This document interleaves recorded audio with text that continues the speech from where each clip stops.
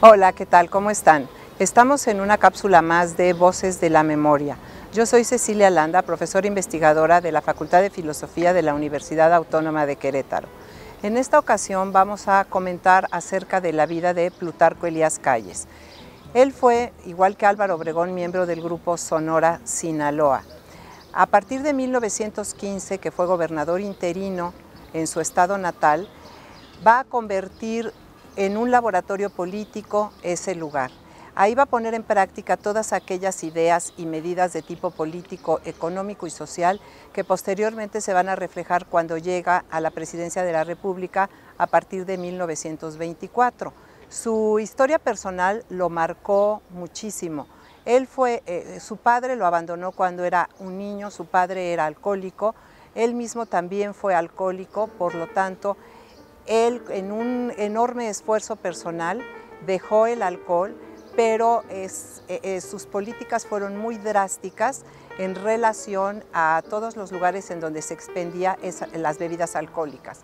Por ejemplo, en el estado de Sonora, cerró todas las pulquerías, los lugares donde se expendía el alcohol, precisamente como un reflejo de aquel vicio que él quería controlar. Él era un maestro de escuela, por lo tanto, la educación fue para él la panacea para sacar a México del bache en el que se encontraba. Entonces impulsó en gran medida este rubro educativo. Sin embargo, a diferencia del proyecto vasconcelista de su antecesor, él, cuando llegó a la presidencia de la República en 1924, cambió al secretario de Educación, incluso no se llevaba nada bien con José Vasconcelos, quien se fue al exilio, e instaló en esta secretaría a Moisés Sáenz, un hombre que era muy pragmático y, a diferencia del proyecto de Álvaro Obregón, en donde se pretendía dar a conocer a los clásicos, se impulsaron una serie de escuelas de tipo colectivo en el campo para poderles dar a los campesinos todas aquellas herramientas necesarias para poder salir adelante. Técnicas, el uso de tractores, también el uso de semillas mejoradas, etc. Moisés Sáenz fue un gran impulsor de estas escuelas de carácter pragmático que permitían dar a los campesinos, como comentábamos, una serie de habilidades para la siembra y cosecha. Por otro lado, Plutarco Elías Calles, al igual que Álvaro Obregón, va a ser el representante de un pensamiento muy particular en relación al reparto agrario. Si bien él formó parte de todas estas milicias constitucionalistas cuyos ejércitos se conformaron de gente de procedencia de muy diverso tipo, él y Álvaro Obregón no estaban convencidos de que el reparto agrario fuera la mejor opción para el campo.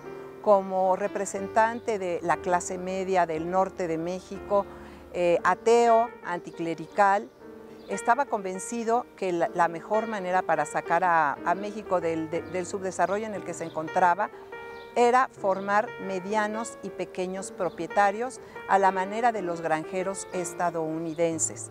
Por tanto, su convicción de formar e impulsar la pequeña propiedad estuvo un poco peleada con aquellos compromisos revolucionarios establecidos en el artículo 27 constitucional. No obstante, como medida política tenía que llevarla a la práctica. Por lo tanto, el reparto agrario, dotar de tierras a los campesinos y restituir a algunos de aquellas propiedades que las habían perdido a lo largo del siglo XIX y desde antes, fue práctica cotidiana por una simple y sencilla razón. Él fortaleció aquellas milicias agraristas que se habían originado en el periodo de Álvaro Obregón, que consistía en dotar de tierras a los campesinos y de armamento para que estuvieran ligados al Estado y se convirtieran en una especie de ejército adicional a la milicia formal. Estas milicias agraristas que se fortalecieron en este periodo callista fueron de una enorme utilidad en el conflicto cristero que se desarrolló entre 1926 y 1929. Los campesinos agraristas sirvieron al Estado y se enfrentaron con sus compatriotas. Se enfrentaron con sus hermanos en el campo porque había grupos campesinos que estaban en contra de recibir la tierra, en muchas ocasiones manejados por los propietarios privados y también por miembros de la iglesia, frente a aquellos campesinos que sí estuvieron de acuerdo en recibir el beneficio del Estado, que se convirtieron en estas milicias agraristas. Entonces, tanto Obregón como Calles iniciaron este proceso de enfrentamiento y división en el campo entre aquellos beneficiados por el reparto y aquellos que estuvieron en contra, que formaron parte de la guerra cristera. Un conflicto que, si bien no fue de grandes proporciones porque no se extendió a todo lo largo y ancho del país, sí se convirtió en un enorme problema porque hermanos contra hermanos se enfrentaron y la sangre derramada fue principalmente sangre de los campesinos. Por otro lado, Plutarco Elías Calles se distinguió por ser un político que tenía muy clara la necesidad de impulsar la infraestructura y el desarrollo del país. Él se distinguió por ser el reconstructor de México en todos los aspectos.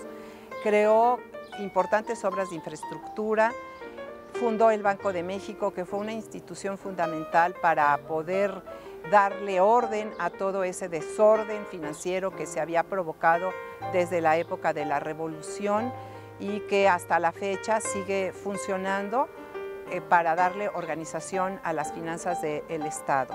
Impulsó también la reconstrucción de México, sobre todo de los ferrocarriles que habían sido muy destruidos durante el proceso revolucionario, durante la guerra, como un mecanismo importante para el desarrollo económico del país.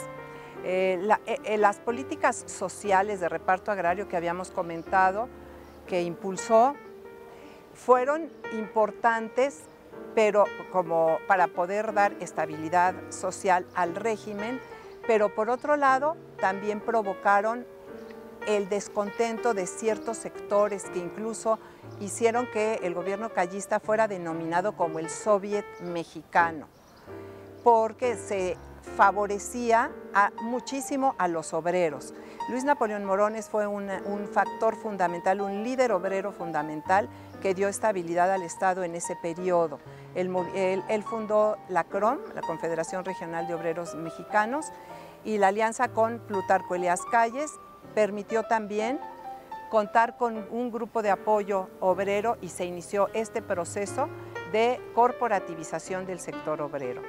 Todos los líderes obreros, como el caso que mencionamos de Morones fundamentalmente, y sus amigos Eduardo Moneda, se convirtieron en los beneficiados de este sistema.